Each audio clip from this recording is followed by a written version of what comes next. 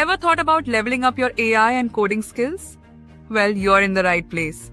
Welcome to SAWiT, where learning gets real, hands-on, and fun. We're diving deep into AI and Gen AI, exploring how to use code labs for real-world coding practice. And if you've ever wanted to crush it at hackathons, we've got you covered. Think teamwork, problem solving, and turning great ideas into game-changing solutions. But that's not all. We'll show you how to build better datasets, from sourcing and cleaning to structuring them for max impact. Plus, you'll learn how to fine-tune and optimize models to boost accuracy and performance. And of course, we'll tackle Python, common pitfalls to avoid, and even how to craft presentations that actually make an impact.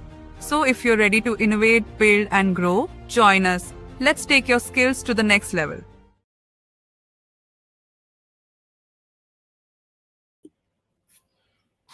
Good afternoon, everyone. Welcome to yet another power-packed webinar on SAWiT's YouTube channel. We're thrilled to have all of you here for an exciting and insightful session with the help to level up your hackathon game. I'm Unnati, the community manager of SAWiT, and it's an absolute honor to be the host for today. First, a huge thank you to all of you for the incredible responses that we've got on the previous webinars. Today, we're going to dive into something that's crucial for all the aspiring AI and ML innovators winning at hackathons. This session is going to be streamed live on YouTube, LinkedIn, and on Facebook. So make sure to drop your questions in the chat. We're keeping an eye out on all of them to make sure that it's as interactive as possible. What's in store for you today? If you're participating in the hackathon or just want to sharpen your skills, this session is a must watch. We'll be covering tips and tricks on how you can make a hackathon a success, how you're going to create better data sets, and also boosting your model accuracy. Irrespective of that, it's just a reminder that the hackathon is active and it's live, and registration's closed tomorrow. So if it's never too late to go and sign up. Today, to highlight the highlight of today's session, and it's my absolute honor and privilege to introduce our esteemed guest, Mr. Divij Bajaj. He's a data scientist, a data and applied scientist at Microsoft. Divij is an expert problem solver and a mentor working on cutting edge NLP solutions for Copilot and teams at Microsoft. With about 5+ years of experience spanning across Microsoft and VMware, he brings a wealth of knowledge in AI, machine learning, and applied data science. Not only that, he's also built DIVA, his own virtual assistant. We're truly honored to have you here today, Divij. Welcome. Hey, hi everyone. I hope every one of you can hear me loud and clear and ready or excited to be a part of this hackathon event where I can guide a lot of curious minds and can shape their idea into the something structured. So excited to be here. Great. Thank you so much for that, Divij. So, just to start off with, do you remember your very first hackathon? What was it like? Were you nervous or were you like all into like, yes, I got this? Yes, I would say if I remind my first hackathon, it was back in 2015 when I was doing my bachelor's. So it was organized from the TCS, right? So TCS was the organizing committee, and it was more of a, you can say, sustainable development goals oriented. Like you can build your idea in any of those SDGs that we have. And I started off, I participated, we submitted the idea, then got shortlisted, and then we traveled all the way from Delhi to Mumbai for that hackathon. So you can say that yes, I was very much nervous. It was my first hackathon, and more of it was open to everyone. There is no restriction like that. So all the people from different age groups were there. But it was very insightful session for me, I would say. Though we didn't win that hackathon, that my first hackathon, but it was a very insightful session, and that brings, you can call it as, that hooked me. Like I have to be very much curious in solving the problems that are given in hackathon, and I'll participate more. So that journey began in 2015 and it's continuing till now, and that has fueled me up to when now hackathon, and you can say in in my coming to my corporate or the doing my masters. So yeah, that has only fueled me up. That's amazing. I mean, it's been a long time from 2015. Tell me more. I mean, hackathons really move very quickly. You just have like a very small window to complete everything. So, how do you usually balance getting things done? Like, what do you prioritize, and how do you go about it? Right. So that is the constraint. I think in this terms, as I said, right, started participating in hackathons in my even corporate also. So we have something called FHL. That is a name in Microsoft. We call it as Fix, Hack, and Learn. So that's an entire week event where we have to focus on some problem statement and solving that. So what we usually do and how do prioritize the things, and as said, right, like time is limited, so we break down the problem, like whatever is given to us, the high level challenge, we break down the problem into multiple areas, like which all it can fit, right? And when we are doing this, we start off, the first thing is making the features. By making features means we are writing it down in buckets, different buckets we create, that okay, this is how the customers will be engaging with this solution, let's say, for whom we are solving, for what is a major problem, like that we are dealing with, what all stakeholders are involved. So we break down everything into the canvas, right? There are a lot of canvas I can talk about, I mean, in the future questions, at what strategy we have, but we break down in multiple canvases and then we start off prioritizing. So I think that is what more important is, that once you break down all your features, that okay, I have to build this, can be one of the feature into our solution, this can be also added. But then since the time is limited, you prioritize based on your pointers, that okay, I have five things, I will only demonstrate these five things, and I'll go about adding another features as my next steps, right? So what main features you want to target, that you can bring in. And to give you example, right, like people can more relate. So we built one educational assistant, right? Like everyone knows about AI now, right? People are using chat gpt and all. So we thought we will build edu.ai, which is an educational assistant for the people in remote areas, for the students, right? They do not have the access to quality education. So why not, there is an AI that can help students answering their doubts, questions, right? Chat gpt can help, but we have integrated their ncrt book syllabus, right? So they can ask question for their book to that particular assistant. So that's how we brought up, I mean, this was my hackathon idea last year, I mean 2023. And we won that hackathon at Microsoft. So that brings us like, okay, what are the first five features we want students to have? So we just prioritize, okay, they should have their textbook answer knowledge, they have the YouTube, right? If they have to post anything from YouTube, it should get a summarized view of it, and that's it. So we prioritize three things, we build, we MVP'd that product, and we are done. Rest features we added, let's say gamification, quiz, MCQ, all those parts as our next steps. So you should be very clear what are your top three or top four features that you want to demo, and what are your next steps. So that clarity should be more than good if you have. Got it. So, if I can just summarize it, FHL is your basic step-to-step approach to win at Yeah, hackathon. correct. Got it. That's something I've never heard of, so that's super cool.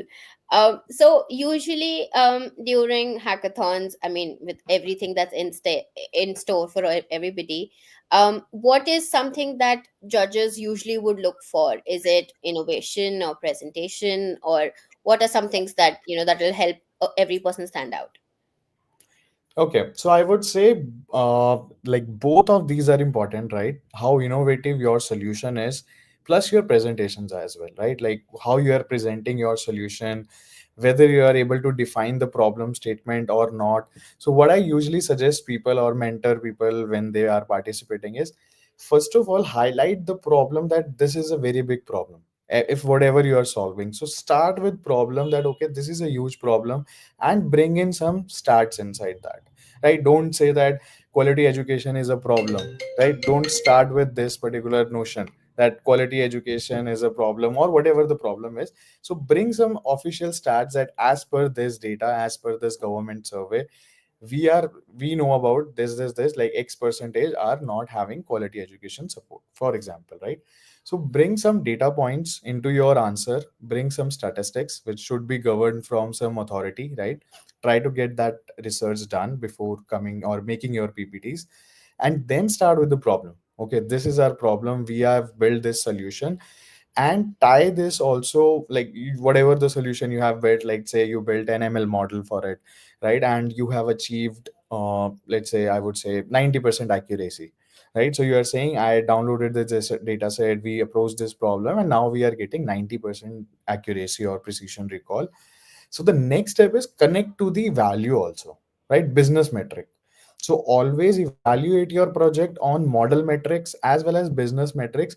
How the business, or let's say whatever the problem statement was, how they will have the impact now based on time saved, right? Like if your solution is helping saving time, is it like what it is doing exactly? Is it earlier when I don't have any ML based solution, is it taking 10 hours and now it is slashing down to, let's say, half an hour or 1 hour? So what I have done, actually my solution is helping in saving time, or it is helping you saving some dollars. Earlier it is taking, let's say, $100, now it is taking $10. So clearly measure the impact in terms of like either time or money, right? Either of these two will be good, because that way people can like evaluate your problem statement. Yes, this is exactly a problem and this makes sense, much more sense now, and they will be judging you based on your presentation and the idea. So I think cumulative of all of this will be a good strategy to win the hackathon. Makes sense. So while you were talking about data sets and how should probably back it by data, where do you? I find it the most difficult finding data. So where do you think we can find all these data sets that we could probably work on? And if not, if I have to create one, how am I going to do that? Okay, so I'll answer it in a two ways. Okay, so the first is you can directly go to the website. There are a lot of websites, and I can tell the one which I refer. It's called Kaggle, right? It's a subsidiary, or you can say it's a company which is now owned by Google itself. So Google acquired that company, Kaggle. And if I go to that particular website, there is a section called datasets, and I can search any dataset over that platform, and I can get that. So if that is present, right? Let's say, for example, you have Uber, Ola, like taxi players data, Netflix kind of a thing, Airbnb dataset, Microsoft, Google. A lot of companies have published their open source data sets on that platform for like practicing. People publish their problem statements also. So it's like continuous competition happening on those platforms, and data sets are live. So you can download that data set and can explore if that is matching to your theme or whatever the problem is given to you, right? So that is one way. The other way that you told, right? If I want to create my own data set, what usually people do in those kind of situations, either they roll out some surveys and all, right, like for the people, but that is something time consuming. So what alternative it is, what people are doing, or I would say I am also doing sometime, is we go to chat gpt and all AI tools, right? And we ask those tools to generate a data for us that can be a dummy data instead, right?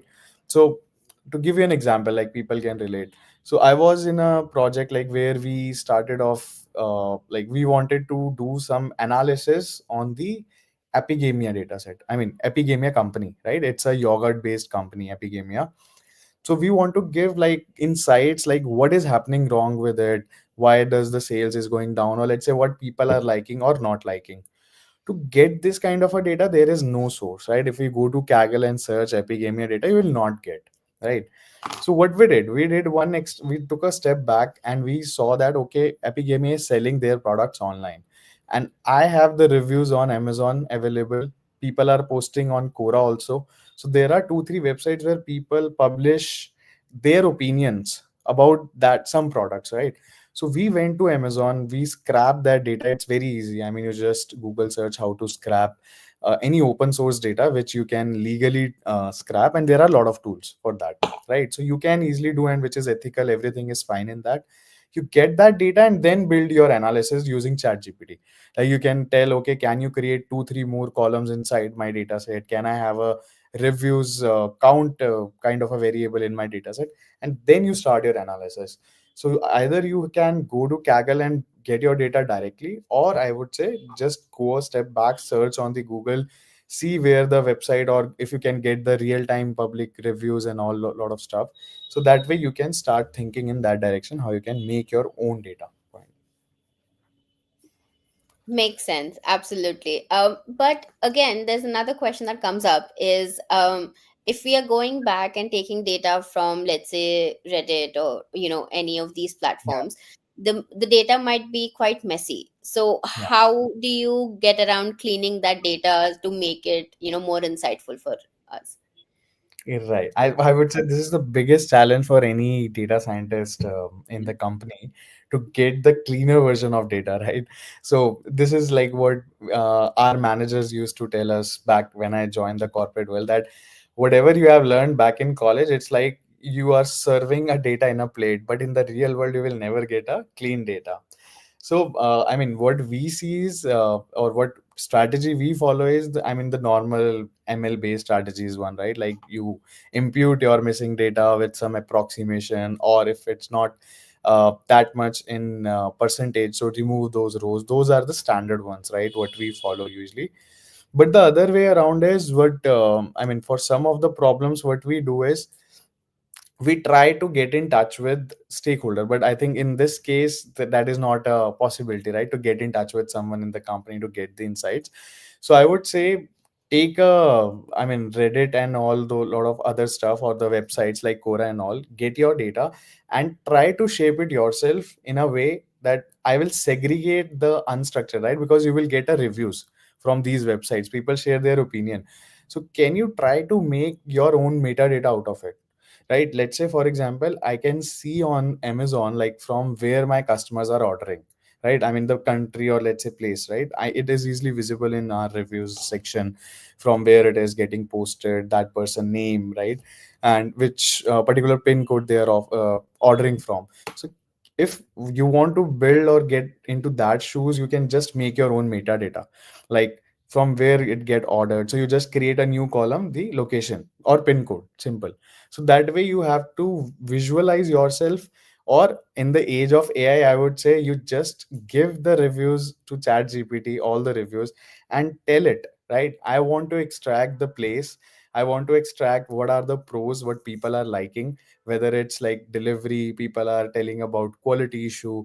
So make a different column, convert your unstructured data to structured data.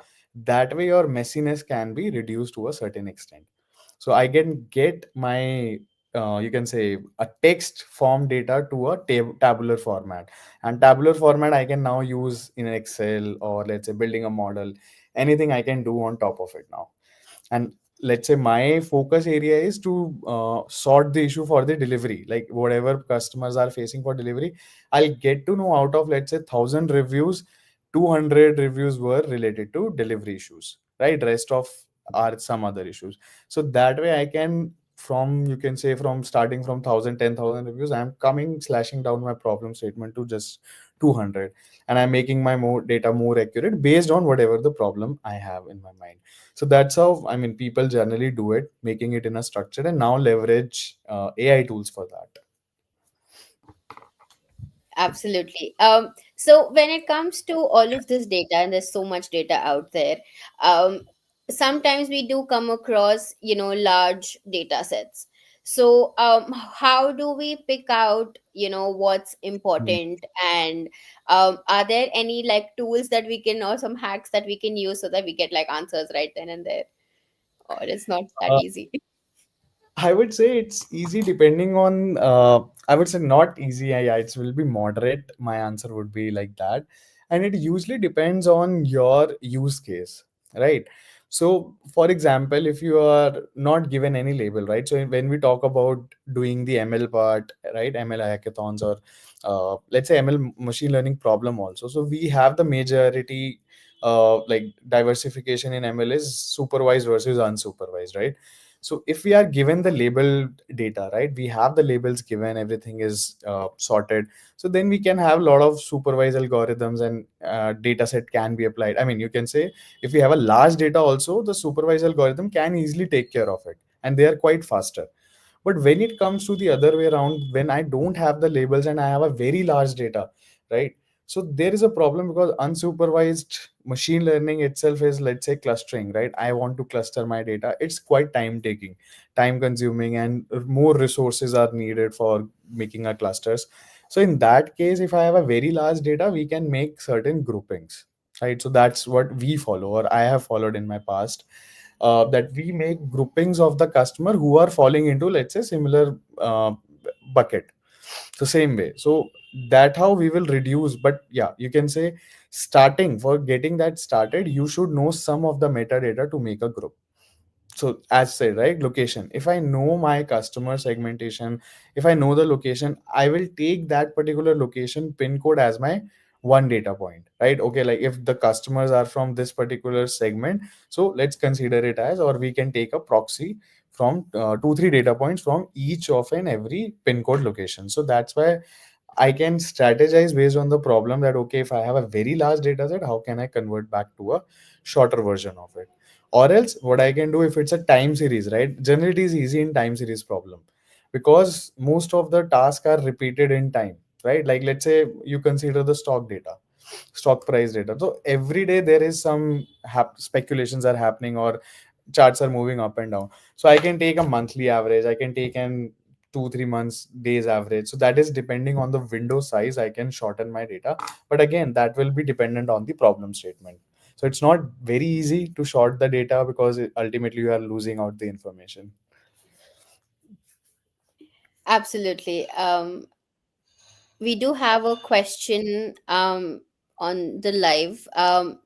We have it from Bhavishya, who's asking, what is the format of a data set that you should usually follow? Okay, so I would say, generally people give you, if there is a hackathon, we have a data like structured data, right? Structured data, if it is not a company, you are not working somewhere, right? So it will be in a normal CSV or Excel file. Like Kaggle also gives that only. So once you download the data sets from Kaggle, it will be a CSV or an Excel file, right? Or it can be a YAML also. Like there are YAML file format, so it can be directly downloaded and read.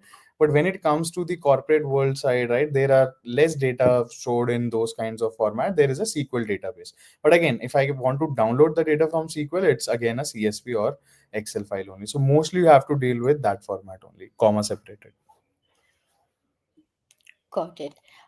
Coming a little more into how to create your model and their accuracy. So my question is that improving model accuracy always takes a lot of trial and error. And with hackathon being so time sensitive, what's the fastest way to get these results, like best results? Right. So I would break down this problem of first accuracy between selecting the right approach. I mean, first, because see, accuracy is right when you are selecting the right approach. So if your data set is given according to the problem statement, right? So if it is a structured data, and first of all, we need to understand what is structured and what is unstructured data. So anything that is in rows and columns, if I have, let's say, 100 columns and 1,000 rows, which is we are calling a CSV or an Excel file, right? I'm having a rows and columns, everything is defined. It's a fixed structure. We call it as a structured data, right? Whereas the unstructured data is that we talked about a free form text, right? If there is a free form text like reviews, Koraka reviews, or let's say Amazon reviews, so they are free form text, which is an unstructured. Second is images. Images is my unstructured data. So depending on the problem, if you are dealing with structured data or unstructured data, choose the right approach. So generally in industry and in you can say more problem solving thing, if the data is structured, we go with machine learning.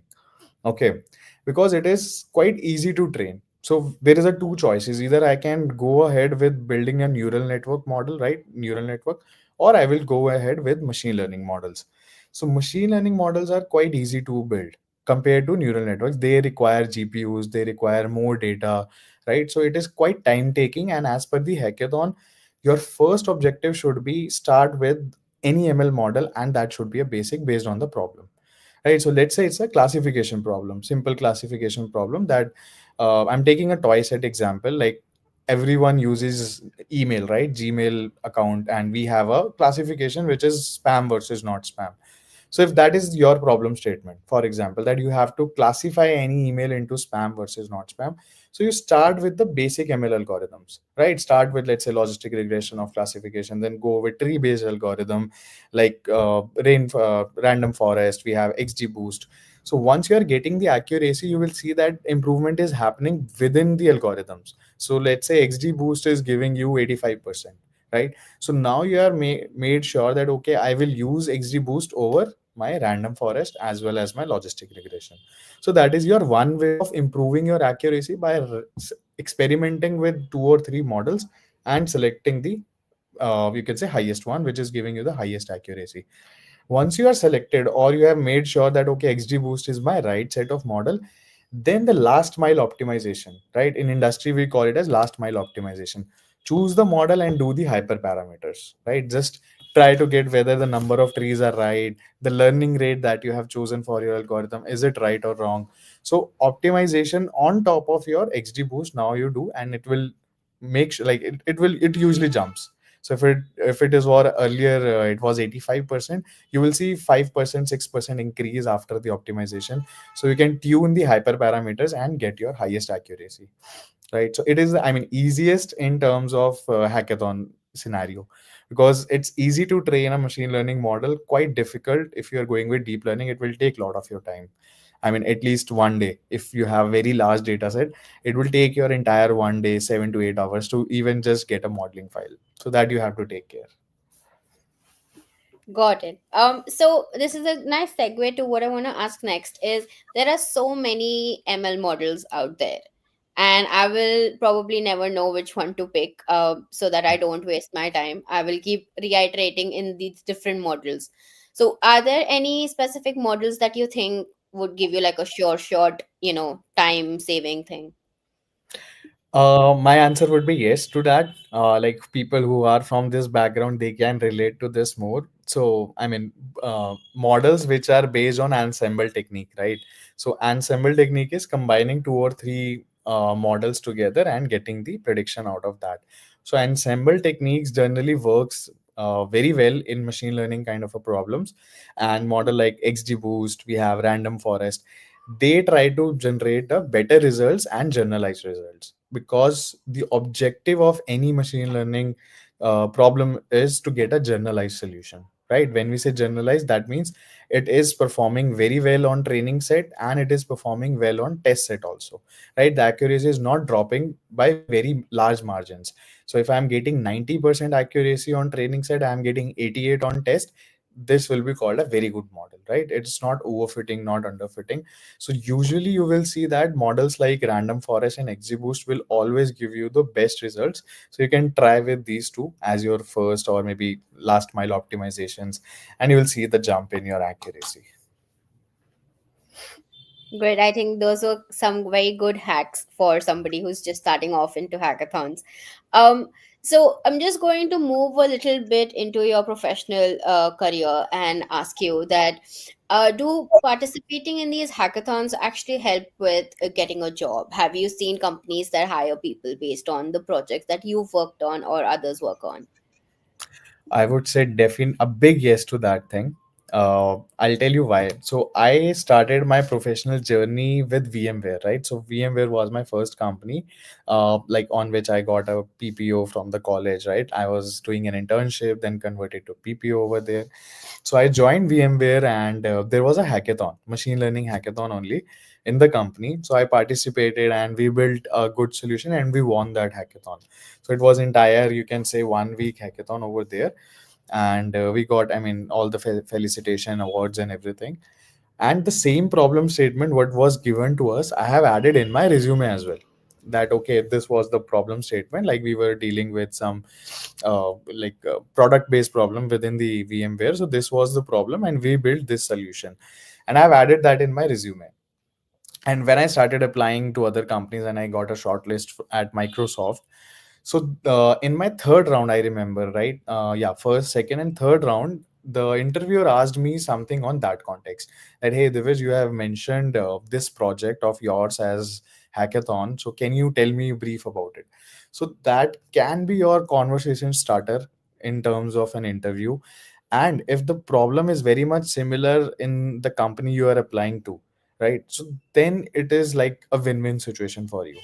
And I usually tell people, break down your problem in terms of industry, right? Like when I say industry, try to figure out which industry your company fall into when you are applying to job, right? When you come to that stage, so either it's falling under BFSI, banking, finance, insurance, or is it a, let's say, consultancy, or is it a big four, or is it like IT based company, right? So what industry vertical it is applying, and if your kind of a problem which you have done is directly falling under any of those buckets or not, then it will be a direct connection with them. So in my case, it was, you can imagine that I was working for the marketing team, like we were supporting the marketing team with these ML models in the VMware. And same way, Microsoft also wanted some attribution models, right? Attribution means like propensity to buy models in these companies. So it was a direct inclination, so that's why it got interested. That person asked me, hey, what you built in this? We are also working on a similar problem. How did you build that model? Why you use this model? So that can help you out to answering those questions and let your interview go in that direction where you want. So that is a driving factor. Definitely, it's not a, I would say, selection. Like if you participate in hackathon, you will definitely get selected. But if that problem statement aligns with the interviewer, you will get a good chance to shape your interview in that direction, and definitely it is a very positive impact on the interviewer. That's a lot of that's a lot of good points to cover. I mean, that really helps, get jobs, land jobs that you really need. So coming forward, I mean, I a lot of people don't have a lot of formal data science background, but they still want to, move into AI ML. So what do you think are like the most important skills that companies could look for if you were, had to just get into AI ML? I would say if you want to start your journey into development phase, right? I mean, you want to be a developer, like a data and applied scientist, where your job is to build or work on these kind of models, then start with the basics, right? Then basics are required to you, necessary. I would say it's a prerequisites, right? Like you have to be in a formal journey, like understand what are the machine learning algorithms, what are some pitfalls, in go to deep learning, understand the deep learning architectures, like if I call few of them, RNN, LSTMs, transformers, right? Understand all the landscape, then come to the AI part if you want as a developer, right? That's what I'm clearing. It's a slight confusion, or people get scared that, okay, if I want to be an AI enabled person, I have to learn all of these things. If you want to go into development side, right, if you are kind of excited to work on the building these LLMs, large language models, or chat GPT like models, then definitely you should start from scratch, learn ML, learn DL, and then go to your AI part of it, because generative AI is a subset of your AI, right? AI is a bigger umbrella.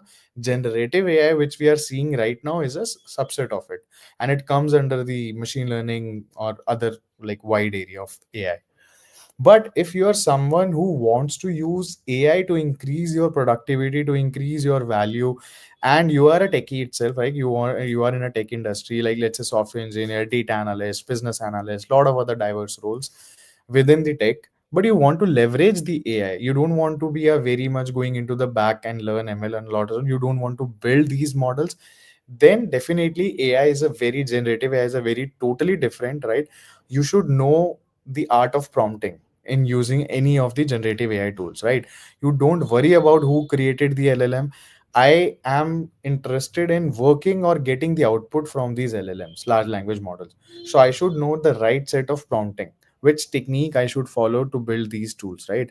And a mere, you can say, software skills, I mean, programming skills. So if I know just Python, if I know the prompting techniques, and you are well versed, you understand the Python code, you can directly go with the AI, generative AI phase, where you need to call an API and build the apps, right? Because it is right now, if I talk about 2025, all the APIs are dirt cheap, right? If you talk about OpenAI API itself, it's like $0.05. That's it for 1 million tokens. So it's very cheap. If you want to start building or start your AI journey, just sign up, get your API keys, and if you know programming, start with Python and develop your applications. You don't need to go back and study the traditional ML and DL for building those applications. But someone who wants to go deep dive and build these models from scratch, then the route is go with the ML, DL, and then come to AI. Got it. We do have a few questions in the chat. I'm just going to read them out. So we had a question that was based on. So the participants for the hackathon are going to be working on the Bhashini LLM, which is India's latest LLM data set that they're trying to create. With respect to that, their question is that how do we train the model on our data set, and where do we start on the Vertex API? Vertex, I think it's from Google, right? Vertex API. So if you have your own data, I would say the right term would be fine tuning, right? So how the industry is shaping or how we can fine tune on our own data set, it's not training our LLM, right? We cannot do this. The two reasons are we do not have that much computational power, right? It cannot be done in our infrastructure if unless and until I have hundreds of thousands of GPUs, right? And to give you the insight, like chat GPT model itself took around 5 to 6 months to get trained, and every other LLM.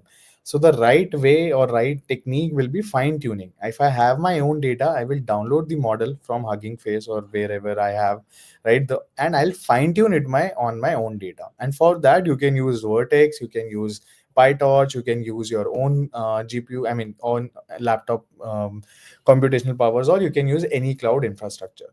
So that way you can do, but you need your data and your small large language model, right? Small means which can easily fit into your RAM.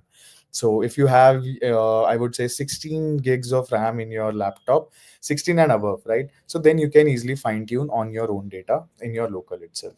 So there are a lot of techniques to do that. So I think that would be easy for you to follow. Got it. I think that does answer some questions that I see in the chat. There's another question, which is that what kind of a set should we use for improvising the LLM, like letters, words, or audio? What do you suggest? So a lot of companies are, I mean, there are a lot of startups right now who are engaging with actual people to get that data set, right? I think Bhashni is one of them. Like they are trying to get from people, like they are paying some people, like you have to do this task on the daily basis. That there are sentences in English to Hindi, English to Marathi, English to other languages, right? Regional languages, and you have to translate it. You have to write down, you have to either speak on your mic, and they are taking that data as for training. So there are a lot of companies that are doing, but if you want to do on your own something like that, you need a data set for it. So the challenge is how will you create that kind of a data? That is a question again to, I mean, people who are interested in. If there are a lot of open source data set like Vekyansh, like you can search on GitHub. So Vekyansh has I think Hindi word, right? Where Vekyansh, which is like grammar of Hindi, English, like grammar ko, like what we call it as in Hindi. So that has all the data sets in maximum regional languages and that are open source. So you can download those kind of data set. Those are conversational data. So people have added in different languages. So you can use that data to fine tune your LLM for that particular language related task. So I think that would be your starting point. Uh, that was great. Okay, how do we start from scratch and use the clean data sets and work on this for the Bhashini LLM? So I mean, Bhashni LLM is what they are given as a problem statement. Yes. So they will be working on the LLM, but the um, problem statement is going to be released 2 days before the Okay, hackathon. got it. So, how to start from scratch? I would say the problem will not involve you to start from scratch because you cannot train it on your own. The first thing, right? That's what I said. So, they will give you a problem statement and the modeling file, right? Like the LLM, Bhashni LLM will be given to you, or maybe whatever the where it is hosted, right? So, they can either give you an API keys or they can give you the modeling files itself from the Hugging Face, and then you have to solve it for a particular use case, let's say for any language, or you have to train it, you have to fine tune it.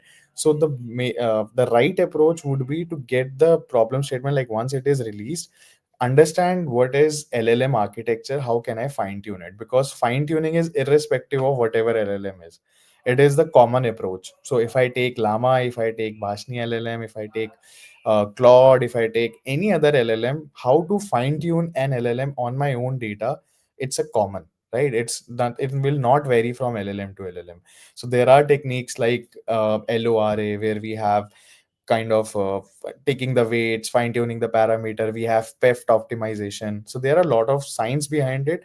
So I would recommend people, like, since the problem statement cannot be released, right? So it is based on Bhashni LLM. Go and study about what all parameters are there in Bhashni LLM. What is the size of that model? Which all languages it can support, right? And how LLM works at the back end. So this should be your starting point. Once you get the problem statement out, just read about the fine tuning of these LLMs. Like, how can I fine tune the LLMs and get my task done? So that should be your starting point right now. And I can see, I think, a follow-up question, what platforms I can use for fine tuning. You can use either Google Colab. Okay, if your laptop doesn't have, I would say, 16 GB or above RAM, so you go to Google Colab. There are free GPU notebooks available, right? So you can download, or you can just search like how to fine tune LLM on Google Colab. You will get a lot of links pre-built, right? You just run and understand the flow, what is happening. You can directly run for free, right? So it is free for some time and you can use it. Another good resource is Kaggle notebooks, that is also provide you GPUs. I think 16 or 20 GB GPU support is there for you. So you can try on those both, and you just need a Google Gmail account, that's it. So that is one option. Or if you have a high end laptop, right, which has 16 GB and above, then you can try it on your laptop itself. So both ways you can try it out. Okay, I hope that answers your questions in the comments. We do have another question, which is what if you create a data set in English? So, how does that work? Yeah, definitely. I think ChatGPT itself support English now. I have tried it out and it was able to understand. So that was my surprise as well, like how it can understanding. So there are data sets available in English also. So if you go to this Hugging Face, right? Hugging Face and search English data set, you will get lot of predefined data sets that I told you, right? Vikyansh also have. So English data sets are already there in the you can say market now. You just download it and fine tune your LLM on top of English, and you will be able to see that okay, it is understanding your English as well, like what we used to chat on WhatsApp. So it will able to understand. Great. So I do have one question for you from my end, which is that if you could give everybody a golden tip for a hackathon success, what would that be? Something that could like probably make or break their experience. Okay, so if it is an LLM related things, right? So obviously you will be starting off with the LLM part. So I would say first, but bit understand, like before the problem statement is not revealed, understand how the LLM works, right? How, what is a transformer architecture? How can I make my model better?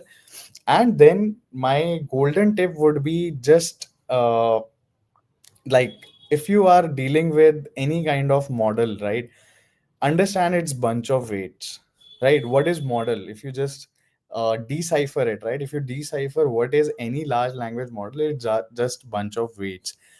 So if you want to run those weights efficiently, right, so it is nothing but your linear algebra, nothing else. So my golden tip would be, if you just tweak your weights, right, in a right way, you'll get the best accuracy, and that's how the LLM performs in actual. So that's my golden tip. Like, if whenever you are started working on your hackathons, just read about what kind of a weights these model have, whatever model you'll be choosing. I think this Bashni LLM you'll be choosing. So if I can tweak those weights in a right format with the right technique, right? There are a lot of techniques to hyper tune or change your weights based on fine tuning. So select the right one. It's not only one way of fine tuning. There are, let's say, 4 5 techniques. So if you think it's a translation task, right? So there is a one technique. If there is a classification task for the LLM, there is one technique. If that is something not translation, but let's say converting or let's say Hindi to English, like, but that is translation only. Matlab, understand what is the exact task in my hand and which technique I should choose out of that. So if you get that point, just read about it, then start in that direction only with the right technique. Don't start with four different techniques and then come to the best one. So I think that will save a lot of your time. So there are a lot of techniques for fine tuning. Just pick the one that is best for you, for your use case. Got it. I think that was a lot of insight, and I think everybody has a lot of reflection to go back to and figure out how they can do their best on the hackathons. But I'm just going to end it on this note with one last final question, which is that if there were any books that you would suggest, two books that you would suggest to read on, let's say, data science or AI ML, what would those be? I would recommend from O'Reilly. There is a very one good book. One is on this natural language processing from Lewis. Lewis is author, Lewis. So that is a very good book that covers all the architectural form of transformers, like how transformer works, what is self attention. So you imagine like LLM work. The backbone of every large language model is the transformers. So if you understand the transformer thing, you can reshape your LLM to anything, right? You can tweak it. You can tweak your large language model to anything if you understand the transformer architecture. You know how this encoder works. You know how the self attention works, decoder works. So that book is really great. I studied back in, I would say, 2020, and still I am referring to that. Like in 2025, a lot of things are built on top of it only. So that would be my one recommendation for everyone. Okay, I'm just gonna have one final look at the chat box. We do have questions on what do we include in the data set. The row and the column should be of what details? I think that will be dependent on what problem statement is, right? Like what you want to select, feature engineering basically, right? Which columns are important for you, which columns are not important, making sense. So once you get the problem statement, then only you can be able to decipher what is needed, what is not needed. And based on that, you have to take and call. Got it. Thanks. Can you give us, yeah, can you give us some insight on what a hackathon roadmap could look like? Okay, so I usually follow the design thinking principles. Okay, so you just Google search what is design thinking, you will get five things. First is empathize, right? Start thinking what all possible solutions I have for that particular problem, or which different angles I can take for solving that. Second is empathize, then you have to ideate, start ideating, right? Okay, this is my approach, this way I will take and define your goals. Like if I have 5 days, the one day, first day I will do this, second day it's this, third day I will do this, and finally, let's say like presentation on fourth day, finally I'll be submitting my solution. So ideate, get your pointers done, and start building, which is the third one, right? MVP, which is you are building a prototype for your hackathon, and just go in that direction and have something business canvas in your mind. I mean, there is no hard and fast rule for this hackathon that you have to submit a business canvas kind of a thing, but that you can have at your back end, that okay, how can I, again, right, if this is my problem statement, how can I relate it to the actual real world, whether this solution or this problem is helping me saving time or cost. So that way you can make your deck good, you can define the problem statement in the right way. So that roadmap and the features one, right? If let's say hackathon ask you, it's an problem statement, right? Like you have to solve using LLM Bhashni the problem of this diverse cultures people don't understand. So try to prioritize what actual the problem is, and you are solving within these 5 days, right? Because you cannot solve everything in this 5 days. So prioritize 3 to 4 features and mention what can be done as a next steps. So that all journey to all, like the entire roadmap can be good for you once you are pitching your solution. Got it. Thank you so much, Divij. Just I think there are a lot of questions. If you've got some more time, I can go ahead with them. But for everybody, from so your problem statement will be released 2 days before the hackathon, and once that is out is only when you can start creating your data set and fine tuning it. You will have time to create the data set, pick up the data set. These would be questions that could be answered from us, and the which can give you a lot more about the models that you can use. And so we do have a question that says, what do we do with Vertex AI? So is there something that we could? Yeah, I mean, that depends on the problem, right? Once you get the data, if you have the Vertex AI access, right, like the Google one, if you can access and you have that credits, I think there are some few credits which Google gives to everyone once you sign up on the Vertex platform. So you can use and upload your data and fine tune the LLMs and everything you can do over there. And if it is specific, you have to use this Bashni LLM, then I think it doesn't make uh, sense, right? Like to go to any third party platform, but that depends on the problem statement. I don't know about the problem, so I think that would be best answered once you have the problem, which tool you can use in that direction. But prerequisites as of now, I mean, that I can sense that you do not have a problem statement. Learn about how large language model works, read about transformers, and fine tuning the LLM. So if you can learn this fine tuning the LLM, that will boost your that 5 days duration or whatever the duration of the hackathon is. That will help you in getting your things doing fast. Okay. Thank you so much, Divij. I'm just going to open the floor one last time for any more questions.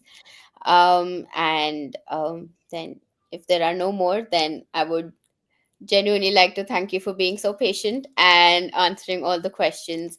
I think everybody's got a lot of insight. I did, as I mean, it's my second hackathon, but I did a lot more. So thank you so much for coming here today and giving all of these wonderful women out here a lot of data and insight to go back to. Sure. Thank you. Thank you so much. Thank And I wish everyone all the best for your hackathon. Just be curious in solving the problem and do the right way, right, doing everything, pointing it out, and contribute to the society, I would say. you. Right. Thank you so much, Divij. See Thank you. you. Bye bye.